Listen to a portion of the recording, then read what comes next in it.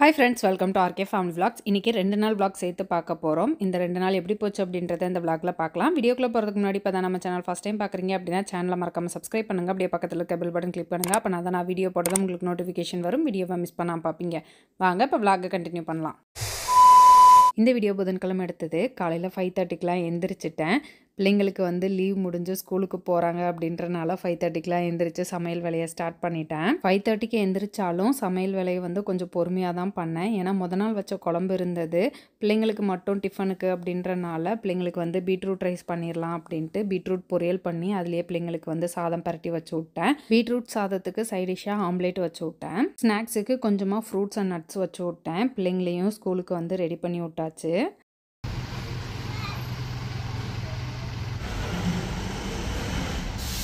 பிள்ளைங்களை ஸ்கூலுக்கு அனுப்பிச்சி விட்டு வந்து வீட்டில் இருக்க வேலையெல்லாம் பார்த்துட்ருக்கேன். நாள் நைட்டு கழுவி வச்ச பாத்திரத்தை எல்லாத்தையும் எடுத்து வச்சுட்டு சிங்கில் கொஞ்சம் பாத்திரம் இருந்தது அது எல்லாத்தையும் க்ளீன் பண்ணி வச்சுட்டு இருந்தேன். 2024 நியூ இயரில் இருந்து 100 டே சேலஞ்ச் ஃபாலோ பண்ணிக்கிட்டு இருக்கேன். இந்த 100 டே சேலஞ்ச் எதுக்காகன்னு பார்த்தீங்கன்னா என்னோட வெயிட் லாஸ்க்காக மட்டும் கிடையாது, ஒரு ஹெல்தி லைஃப் ஸ்டைல் ஃபாலோ பண்ணணும் அப்படின்றதுக்காகவும் என்னோட டேவை வந்து ஆக்டிவாக வச்சுக்கணும் அப்படின்றதுக்காகவும் தான். இந்த 100 டே சேலஞ்சுக்கான வீடியோ வந்து ராஜீஸ் கிச்சனில் ஷார்ட்ஸாக அப்லோட் பண்ணுவேன். வேணுன்றவங்க ராஜீஸ் கிச்சன் பேஜை ஃபாலோ பண்ணிவிட்டு அதை செக் பண்ணி பாருங்கள். இந்த 100 டே சேலஞ்ச் வந்து நான் மட்டும் கிடையாது, கமலும் சேர்ந்து ஃபாலோ பண்ணுறாங்க. சிங்கில் இருக்க பாத்திரத்தெல்லாம் கழுவி வச்சுட்டு கவுண்டர் டாப்லாம் தொடச்சி விட்டுட்டு வீட்டையும் கூட்டி விட்டுட்டு ஒர்க் அவுட் பண்ண ஸ்டார்ட் பண்ணிட்டேன். இன்றைக்கி ஒர்க் அவுட் வந்து க்ளோ ஈட்டிங் அப்படின்ற யூடியூப் சேனல் பார்த்து தான் ஒர்க் அவுட் பண்ணிகிட்ருக்கேன். ஒரு சிலர் நானும் வெயிட் லாஸ் பண்ணணும், எனக்கு டயட் சார்ட் கொடுங்க அப்படின்னு கேட்குறாங்க. நான் இதை நிறைய வீடியோவில் சொல்லியிருக்கேன். நான் வந்து டயட்டீஷியன் கிடையாது. ஒரு நல்ல டயட்டீஷியன் பாருங்கள். உங்கள் பாடி கண்டிஷனுக்கு தகுந்த மாதிரி நீங்கள் வந்து அவங்கக்கிட்ட டயட் சார்ட் வாங்கிட்டு அதை ஃபாலோ பண்ணுங்கள். ஒர்க் அவுட்மே யூடியூப் பார்த்து தான் பண்ணுவேன். இன்றைக்கி ஒர்க் அவுட் ஒரு 1/2 மணி நேரம் பண்ணேன். ஒர்க் அவுட்லாம் முடிச்சுட்டு ஃப்ரெஷ் ஆகிட்டு வந்து பிரேக்ஃபாஸ்ட் எடுத்துக்கிட்டேன். இன்றைக்கி பிரேக்ஃபாஸ்ட்டுக்கு வந்து முளைக்கட்டின பாசிப்பயிறு, அது கூடவே கொஞ்சமாக மாதுளம்பழம், பெப்பர், சால்ட்லாம் போட்டு எடுத்துக்கிட்டேன். கூடவே ஒரு செவ்வாழைப்பழம் எடுத்துக்கிட்டேன். நான் இதெல்லாமே ஷார்ட்ஸ் வீடியோவில் அப்லோட் பண்ணுவேன். முடிஞ்ச வரைக்கும் லாங் வீடியோலையும் என்ன சாப்பிட்றேன் அப்படின்றத நான் இன்க்ளூட் பண்ணுறேன். காலையில் பிரேக்ஃபாஸ்ட்டை முடிச்சுட்டு நிறைய வேலை இருந்தது. வீடியோ எடிட் பண்ணாமல் வச்சுருந்தேன். அதெல்லாம் எடிட் பண்ணணும். கீழே ஆஃபீஸ்லேயும் ஒர்க் இருந்தது. இன்றைக்கி ஒர்க் அவுட்டை முடிச்சுட்டு நான் பிரேக்ஃபாஸ்ட் எடுத்துக்கிட்டதே 11 மணி ஆயிடுச்சு. அதுக்கப்புறம் வேலைகள் நிறைய இருந்தது. கீழே ஆஃபீஸ்லேயும் கொஞ்சம் பிஸியாக தான் இருந்தது.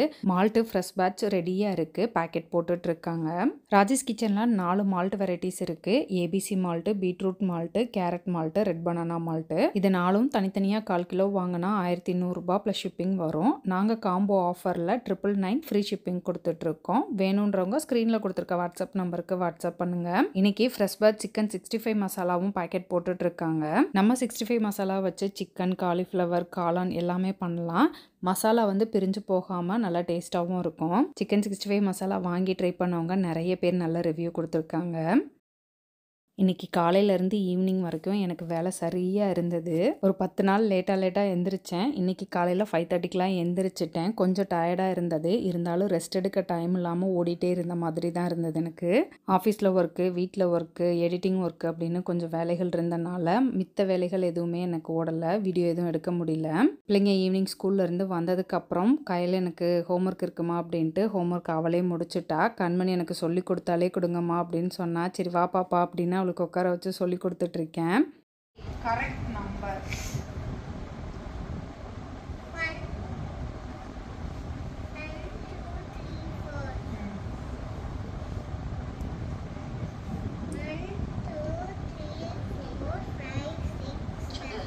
ஈவினிங் கண்மணிக்கு ஹோம்ஒர்க்லாம் சொல்லி கொடுத்துட்டு மாவு சுத்தமாக காலி ஆயிடுச்சு அப்படின்னு மதியம் அரிசிலாம் ஊற வச்சுருந்தேன். அதை கழுவி கிரைண்டரில் போட்டுடலாம் அப்படின்ட்டு போட்டுட்ருக்கேன். லாஸ்ட் டைம் பிள்ளைங்களுக்கு லீவ் இருக்கும் போது ஆட்டினேன். பிள்ளைங்களுக்கு லீவு அப்படின்றனால நிறைய தேவைப்படும் அப்படின்ட்டு நிறைய ஆட்டி வச்சுருந்தேன். இப்போது நானும் டயட்டு, கமலும் டயட்டு அப்படின்றனால மாவு நிறைய தேவைப்படாது அப்படின்ட்டு கம்மியாக தான் போட்டிருக்கேன். நான் எப்போவும் இட்லி அரிசி கூடவே உளுந்தையும் போட்டு ரெண்டையுமே நல்லா ஊற வச்சு அதுக்கப்புறமா தான் ஆட்டுவேன். ஒரு சிலர் அரிசி தனியாக உளுந்து தனியாக அப்படி ஆட்டுவாங்க. எனக்கு வந்து இப்படியே பழகிருச்சு அப்படின்றனால இந்த மாதிரி ஒன்றா சேர்த்து ஊற வச்சு ஆட்டிடுவேன் நான். இந்த மாதிரி ஆட்டினாலும் இட்லி, தோசைலாம் வந்து நல்லா வரும். எங்களுக்கு வந்து எந்த பெரிய டிஃப்ரென்ஸும் தெரிஞ்சதில்லை. மாவு அரைகிறதுக்கு ஒரு 25 நிமிஷம் 30 நிமிஷம் ஆகும்.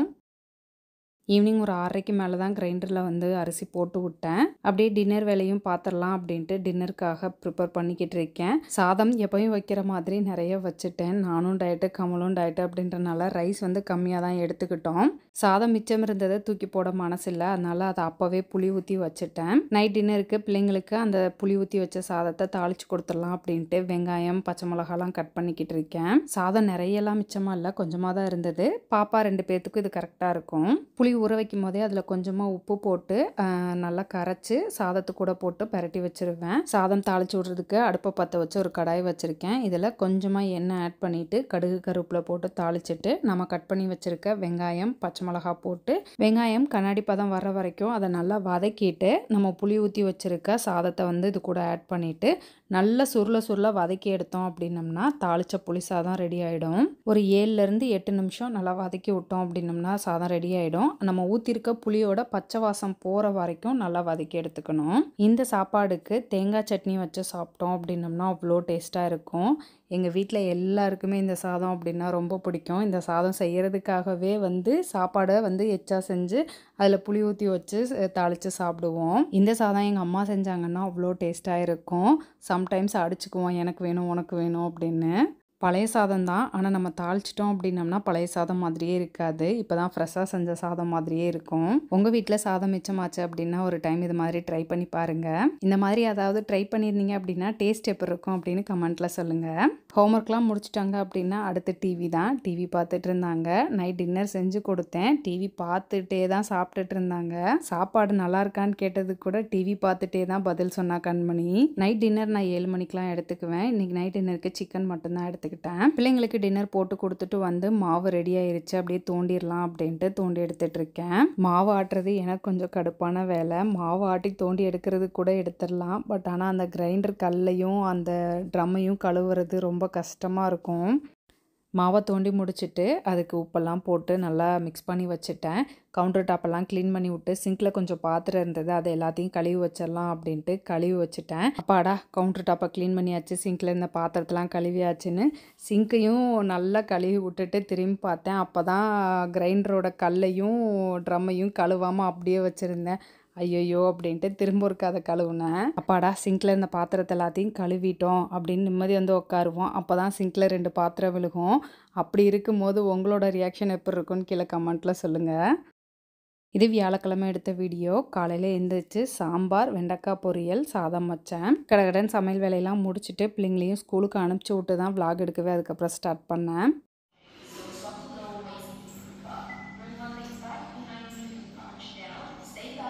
வெயிட் ஜாஸ்தி. பிள்ளைங்களை ஸ்கூலுக்கு அனுப்பிச்சி விட்டு வந்து ஒர்க் அவுட் பண்ணிகிட்ருக்கேன். இன்றைக்கும் க்ளோ ஈட்டிங்கோட ஒர்க் அவுட் தான் பண்ணிகிட்டு இருந்தேன். இத்தனை நாள் இன்டோர் வாக்கிங் ஒர்க் அவுட் மாதிரி தான் பண்ணிகிட்டு இருந்தேன். இப்போ ஒரு 2 நாளாக தான் ஸ்ட்ரென்த்தனிங் ஒர்க் அவுட் பண்ணலாம் அப்படின்ட்டு பண்ணிகிட்ருக்கேன். ஒர்க் அவுட்டை முடிச்சுட்டு ரெஃப்ரெஷ் ஆகிறதுக்கு முன்னாடி எங்களுக்கு பிரேக்ஃபாஸ்ட்டுக்கு ரெடி பண்ணி வச்சிடலாம் அப்படின்ட்டு கருப்பு கவுனி மாவு வச்சு தோசை பண்ணலாம் அப்படின்ட்டு ரெடி பண்ணிக்கிட்டு இருக்கேன். அந்த குழிக்கரண்டியில் 3 கரண்டி அளவுக்கு கருப்பு கவுனி மாவு எடுத்திருக்கேன். கருப்பு கவுனி புட்டு மாவு தான் தோசை வருதான்னு ட்ரை பண்ணலாமே அப்படின்ட்டு இன்றைக்கி ட்ரை பண்ணிக்கிட்டு இருக்கேன். அது கூடவே 1 கரண்டி அளவுக்கு ரவா எடுத்திருக்கேன், வெள்ளை ரவை எடுத்திருக்கேன். 1/4 கரண்டி புளிச்ச தயிர் எடுத்திருக்கேன். இது கூடவே தேவையான அளவு உப்பு ஆட் பண்ணிவிட்டு எல்லாத்தையும் ஒருக்க நல்லா கலந்து விட்டுறலாம். கருப்பு கவுனி புட்டு மாவு வச்சு புட்டு லட்டுலாம் பண்ணேன். கஞ்சி கூட ட்ரை பண்ணேன். கஞ்சி சூப்பராக இருந்தது. சரி இன்னைக்கு தோசை ட்ரை பண்ணலாமே அப்படின்னு ட்ரை பண்ணேன். எப்படி வரப்போகுதுன்னு தெரியல. இது ஜஸ்ட் ஒரு எக்ஸ்பெரிமெண்ட் தான். கொஞ்சமாக தண்ணி ஊற்றி மிக்ஸ் பண்ணேன். பட் ரொம்ப தண்ணியாக இருந்த மாதிரி இருந்தது. அதனால் இது கூடவே 1/2 கரண்டி அளவுக்கு நான் கோதுமை மாவு எடுத்திருக்கேன். கோதுமை மாவுக்கு பதிலாக அரிசி மாவு கூட யூஸ் பண்ணலாம். கன்சிஸ்டன்சி அட்ஜஸ்ட் பண்ணுறதுக்காக தான் நான் கோதுமை மாவு எடுத்தேன். ரவை ஆட் பண்ணாமல் நம்ம வந்து கருப்பு கவுனி புட்டு மாவு, அது கூட கொஞ்சமாக தயிர், உப்பு, கோதுமை மாவு இது 3ஐயும் நல்லா மிக்ஸ் பண்ணி இந்த மாதிரி தோசை மாவு பதத்துக்கு மிக்ஸ் பண்ணி வச்சுட்டு ஒரு 15 நிமிஷம் ஊற வச்சுட்டு அதுக்கப்புறமா நம்ம தோசை ஊற்றலாம். மாவு ஊறுற கேப்பில் நான் போய் ஃப்ரெஷ் ஆகிட்டு வந்துட்டேன். மாவு ஓரளவுக்கு கெட்டியாக இருக்குது. இப்போ இது கூட ஆட் பண்ணுறதுக்கு கொஞ்சமாக கேரட் வந்து துருவி வச்சுருக்கேன். கொஞ்சமாக வெங்காயமும் கட் பண்ணி வச்சுருக்கேன். இது எல்லாத்தையும் ஆட் பண்ணிவிட்டு எல்லாத்தையும் ஒருக்க நல்லா கலந்துட்டு நம்ம தோசை ஊற்ற ஸ்டார்ட் பண்ணலாம். புட்டு மாவும் கொர கொரன்னு இருக்கும், ரவையும் கொர கொரன்னு இருக்கும் அப்படின்றனால எனக்கு அந்த பைண்டிங் கிடைக்கல.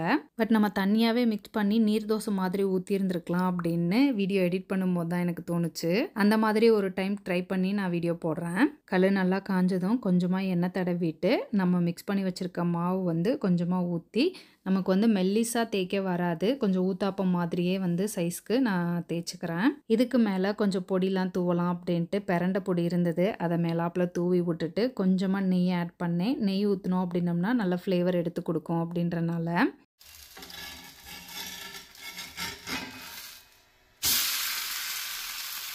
வாவ்,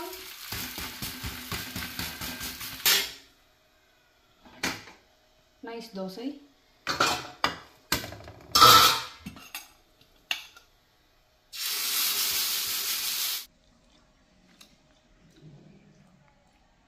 ஃபஸ்ட் டைம் ஒரு ரெசிபி நல்லா வந்திருக்கு. இந்த ரெசிபிக்கு பேர் என்ன? கருப்பு கவுனி கோதுமை தோசை. அதில் கேரட்டு போட்டால், கேரட்டு வெஜ்ஜு, கேரட்டு போட்டால், வெங்காயம் போட்டால், தயிர் ஊற்றுனேன், வெஜிடபிள் கருப்பு கவுனி கோதுமை தோசை. அதில் பவுடர் வேறு போட்டியே, என்னது முருங்கை பிரண்டை பொடி போட்டேன். பொடி போட்டேன், நல்லா இருக்கு, டேஸ்ட் சூப்பரா இருக்கு. எல்லாத்தையுமே போட்டாச்சு, டேஸ்ட் நல்லா தான் இருக்கும். இல்ல அந்த வெங்காயம் கேரட் போலன்னு வச்சுக்கேன், அந்த கிரன்ச்சியா இருக்காது, கிரன்ச்சியா இருக்காது. அந்த கிரன்ச்சியா இருக்கறனால தான் வந்து டேஸ்டா இருக்கு. நம்ம வந்து சாம்பார் இல்லாம வெறும் தோசையாவே சாப்பிடலாம் மாதிரி. ஓகே, நல்லா இருக்கும், நல்லா இருக்கு. எங்க வீணாக்கிடுவோம்னு நினைச்சேன், பரவாயில்ல, வீணாக்காம தோசையா ஊற்றி சாப்பிட்டாச்சு. இன்னைக்கு கொஞ்சம் வெளியே போக வேண்டிய வேலை இருந்தது, போயிட்டு மதியம் லஞ்ச் டைமுக்கு தான் வந்தோம். வந்ததும் பசி, அதனால் லஞ்சை சாப்பிட்டுட்டு இருக்கோம். மதியம் லஞ்சுக்கு சாதம், சாம்பார், வெண்டைக்காய் பொரியல், ஆம்லேட்டு, வெள்ளரிக்காய், கூடவே சுண்டல் வேக வச்சதெல்லாம் எடுத்துக்கிட்டோம். ஆரம்பிச்சிருச்சு, மணி 5 தான் ஆகுது, அப்படியே ஜில்லுன்னு இருக்கு காஞ்சதெல்லாம்.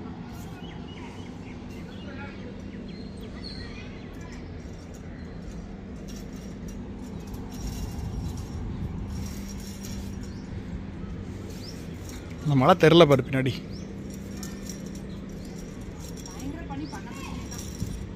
இன்றைக்கி வெளியே போயிருந்தோம், வரும்போது மீன் வாங்கிட்டு வந்திருந்தேன். டயட் ஸ்டார்ட் பண்ணியாச்சு. இன்னும் வீட்டில் வந்து ப்ரோட்டீன் அதிகமாக இருக்க மாதிரி, ஃபைபர் அதிகம் இருக்க மாதிரி ஃபுட்டு தான் வந்து பார்த்து பார்த்து சாப்பிடுவோம். மீன் எங்களுக்கு கிடைக்கிறது வந்து கொஞ்சம் கஷ்டம், அதனால் கிடைக்கும் போது நாங்கள் கொஞ்சம் நிறைய வாங்கி ஃப்ரிட்ஜில் ஸ்டோர் பண்ணி வச்சு தான் வந்து யூஸ் பண்ணுறேன். மீனை வந்து சிங்கில் கழுவாமல் மொட்டை மாடியில் வச்சு கழுவலாம் அப்படின்ட்டு எடுத்துகிட்டு வந்து மீனை கழுவி இந்த தண்ணியை வந்து நம்ம செடிகளுக்கு ஊற்றிக்கலாம் அப்படின்னு சொல்லிட்டு இங்கே வந்து தான் கழுவிட்டு இருக்கேன். மீன் கழுவுற தண்ணி, அரிசி கழுவுற தண்ணிலாம் சேர்த்து வச்சு செடிகளுக்கு ஊற்றுங்க, நல்லா வளரும் அப்படின்ட்டு நிறைய பேர் சொல்லியிருக்காங்க.